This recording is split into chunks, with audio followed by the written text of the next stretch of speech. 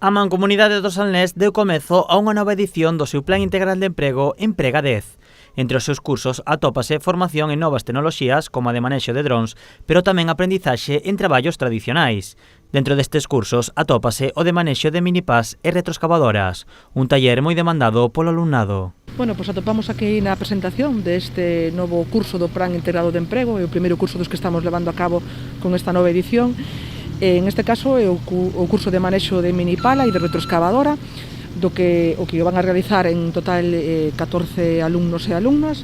É un curso pois de 15 horas de formación e no que o 50% pois, das persoas que o están realizando son mulleres, como estades vendo, pois ahora mesmo está facendo práctica unha delas. No curso fórmanse 14 alumnos, dos cales a metade son mulleres, unha mostra máis da integración da muller en todas as profesións. Sí, eso pois quere dicir algo moi positivo, non? É que a sociedade estamos evolucionando, que as mulleres podemos acadar os mesmos postos de traballo que os homes e que as mulleres estamos capacitadas para manexar ese tipo de maquinaria, pois igual que o fan os homes.